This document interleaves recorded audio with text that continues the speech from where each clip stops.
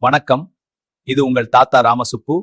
உலக பொதுமறை திருக்குறளை நான் புரிந்து கொண்ட மட்டில் சிறு கதைகள் மூலம் சொல்லும் முயற்சி இது. தவறிருந்தால் திருத்தவும், பிடித்திருந்தால் ஆதரவளிக்கவும்.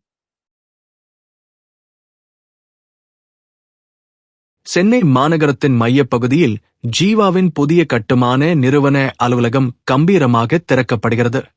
ஜீவா தனது கடின உழைப்பால் குறுகிய காலத்தில் இந்த நிலையை அடைந்ததால் அவனுக்குள் ஒரு தலைக்கணம் உருவாகத் தொடங்குகிறது. அவன் சுற்றியுள்ள எவரையும் மதிக்காமல் எல்லாவற்றையும் தன் ஒருவராலேயே சாதிக்க முடியும் என்று நம்புகிறான்.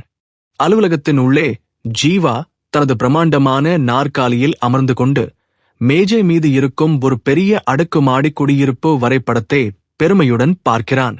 அவனது மூத்த ஆலோசகரான ராகவன் அவனுக்கு வாழ்த்து கூற அறைக்குள் நுழைகிறார்.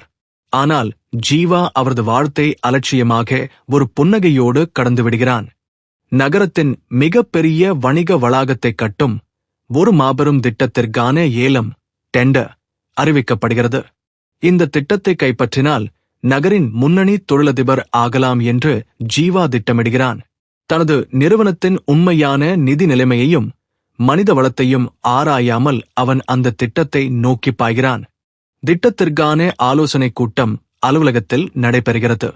அனுபவமிக்க ராகவன், தம்பி, இந்த திட்டம் நம்முடைய தற்போதைய பொருளாதார பலத்திற்கு மிஞ்சியது.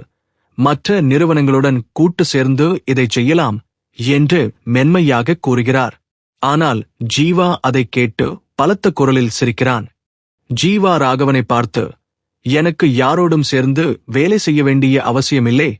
என் திறமைக்கு முன்னால் இந்த திட்டம் ஒரு தூசு என்று கர்வத்துடன் கூறுகிறான். மற்ற ஊழியர்கள் அனைவரும் ஜீவாவின் இந்த தற்பெருமையைக் கண்டு அமைதியாக பயத்துடன் ஒருவரை ஒருவர் பார்த்துக் கொள்கிறார்கள். ராகவன் மீண்டும் அவனுக்கு நிலைமையை எடுத்துக் கூற முயல்கிறார். நகரின் மற்ற பெரிய நிறுவனங்கள் ஒன்று சேர்ந்து இந்த ஏலத்தில் பங்கேற்பதை அவர் சுட்டிக்காட்டுகிறார்.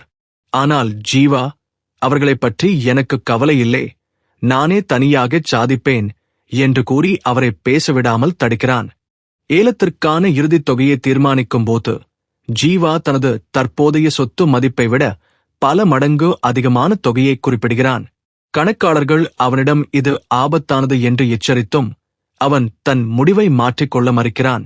தன் சொந்த பலத்தின் எல்லையை அவன் முற்றிலும் மறக்கிறான். ஏலம் நடைபெறும் அரசு அலுவலக வளாகத்திற்குள் ஜீவா மிகுந்த அலட்சியத்துடனும் கர்வத்துடனும் நுழைகிறான். அங்கு வந்திருந்த மற்ற அனுபவமிக்க நகரின் முன்னணி தொழிலதிபர்களை அவன் ஒரு பொருட்டாகவே மதிக்கவில்லை. அவர்கள் அவனுக்கு கொடுத்த மரியாதையையும் அவன் தலைக்கணத்தோடு நிராகரிக்கிறான். ஏலத்தின் முடிவுகள் அறிவிக்கப்படுகின்றன. ஜீவா எதிர்பார்த்தபடியே அவனது அதீத தொகையினால் அவனுக்கு அந்த பெரிய திட்டம் கிடைக்கிறது. அவன் மகிழ்ச்சியில் துள்ளிக் குதிக்கிறான். தன் தற்பெருமைதான் இதற்கு காரணம் என்று நம்புகிறான்.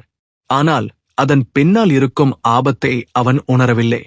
அலுவலகம் திரும்பிய ஜீவா தனக்கு அறிவுரை கூறிய ராகவனை அழைத்து அவமானப்படுத்துகிறான். பார்த்தீர்களா, என் திறமையால் இதை சாதித்து விட்டேன். உங்கள் பழைய பஞ்சாங்கம் இங்கே வேலைக்கு ஆகாது என்று கூறுகிறான். ராகவன் மிகுந்த மனவேதனையுடன் அவனது அறையை விட்டு வெளியேறுகிறார். திட்டத்தின் முதல் கட்ட பணிகள் நகரின் மையப்பகுதியில் தொடங்குகின்றன.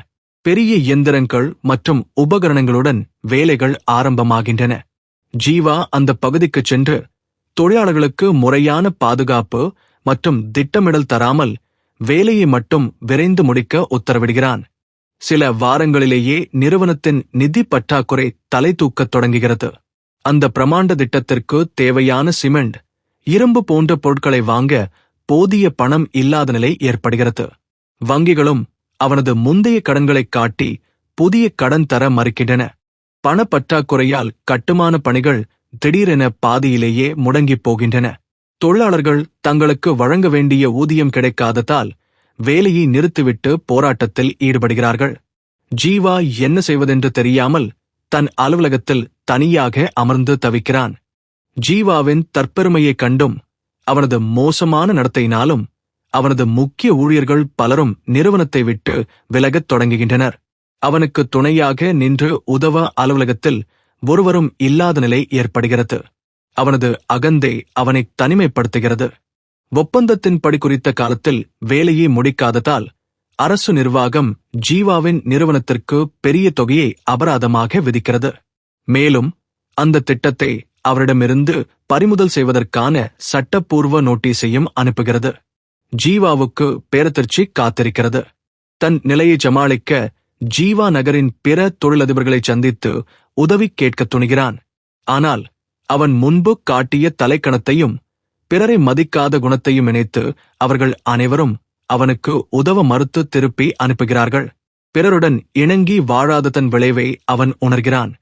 இறுதி முயற்சியாக ஜீவா மிகுந்த குற்ற உணர்ச்சியுடன் ராகவனின் வீட்டிற்குச் செல்கிறான். அங்கே ராகவன் தனது தோட்டத்தில் அமைதியாக அமர்ந்திருக்கிறார். ஜீவா அவரிடம் சென்று தன் தவறை நினைத்து கண்ணீர் விட்டு அழுது தனக்கு ஏதேனும் ஒரு வழி காட்டுமாறு கெஞ்சுகிறான். ராகவன் அவனது தோள்களை தொட்டு தூக்கி, தம்பி, பிறரோடு இணங்கி பழகாமல் உன் பலத்தை நீயே அளவுக்கு அதிகமாக மதிப்பிட்டுக் கொண்டாய். அதுவே உன்னை இந்த நிலைக்கு தள்ளியது என்று மென்மையாக கூறுகிறார்.